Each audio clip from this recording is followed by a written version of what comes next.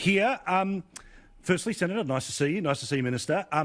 Let's react directly to what you just heard from your colleague in the Senate there, in Kimberley Kitching, that basically House of Cards assumptions, if vaccines don't happen, if borders don't happen, then all of this falls over. Look, Paul, I think that all reasonable Australians understand why we are in the position we're in. They know that we've been hit with the global pandemic, which has hit economies around the world hard, which has hit our economy hard, which obviously also as a consequence has hit our receipts and forced us to increase payments even before we've made any decisions as a function of more people losing their jobs. So I mean, we've been hit with a coronavirus recession, which had a negative impact on our tax receipt, which has forced us to increase welfare payments, and of course we had to make many decisions costing a lot of money to support the economy, to support business, to support jobs, to support Australians who lost their jobs, and now to maximise the strength of the recovery. So, we've cushioned the blow. We've been working on the recovery, and the budget tonight is presenting, our plan to get Australia out of the COVID recession, to maximise the strength of the recovery, and indeed it's a plan for jobs. Now, jobs don't grow on trees. Jobs are created by profitable, viable, successful businesses. That is why this budget is very much geared around providing the support and the incentive and the encouragement and the confidence that businesses need to invest, because, I mean, a growing business, a successful, growing, profitable business will hire more Australians into the future. And that is not just important for the economy as much as it is. I mean, it's clearly important to create opportunity for Australians to get ahead, but it's also important for our budget, because as we get more Australians back into work, of course, they pay income tax and fewer Australians end up relying on welfare payments. Now, just on the question of assumptions,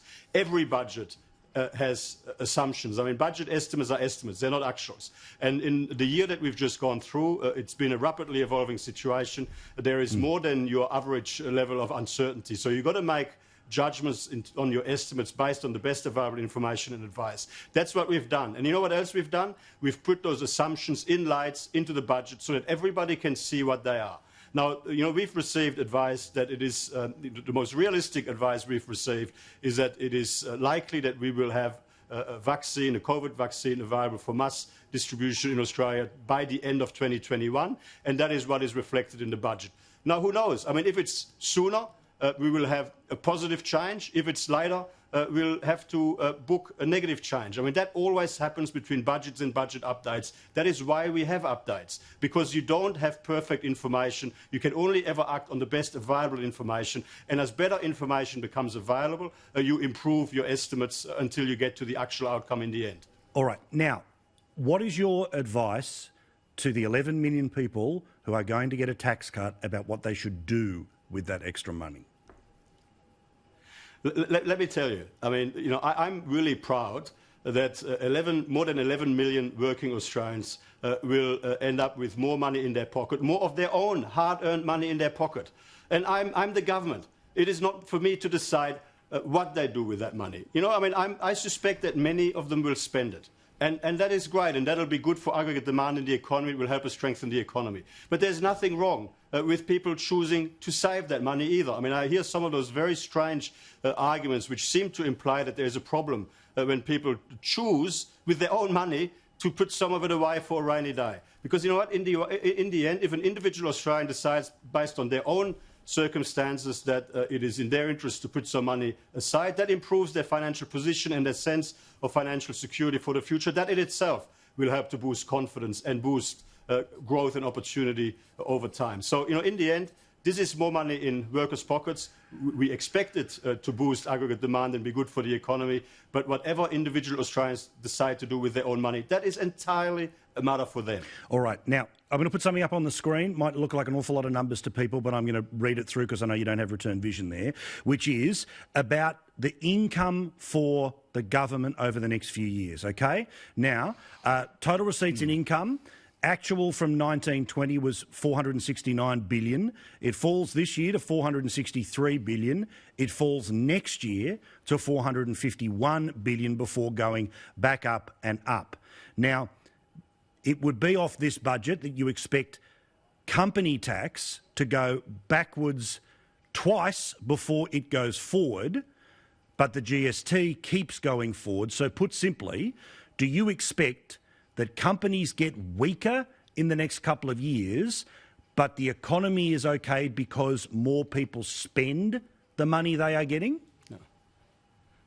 So a couple of points here. I mean, so you've put your finger on something here. Firstly, the biggest impact on the budget bottom line is a fall in receipts. I mean, even without us having made any policy decision whatsoever, just based on parameter variations, which is essentially the impact of the COVID recession on the economy, we are losing about $227 billion worth of tax receipts over the forward estimates period, which is a huge amount. And given that you've put that graph or that table on your screen, what I would encourage you to do is to get your producer to look at budget paper 1, page 3-30.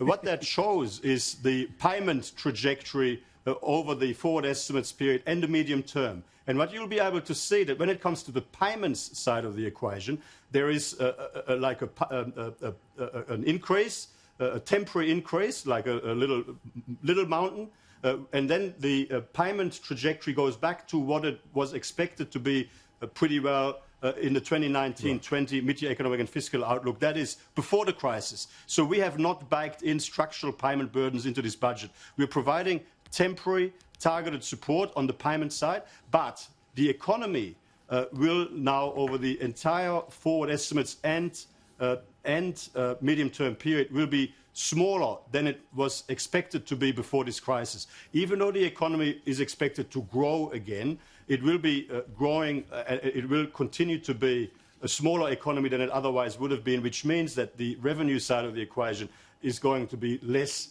than it was expected to be for an extended period. So the challenge really is to let revenue recover as the economy continues to recover moving forward, while controlling the payment growth at the same time. All right, Minister, thank you. Thank you for your hard work to this point. Thank you for getting the country to the point that you have, so we're able to make the decisions, which I'm sure were fun when reversing a bit of philosophy here. But we'll talk to the Prime Minister tomorrow, and thanks for talking to us tonight. Thank you so much, Paul.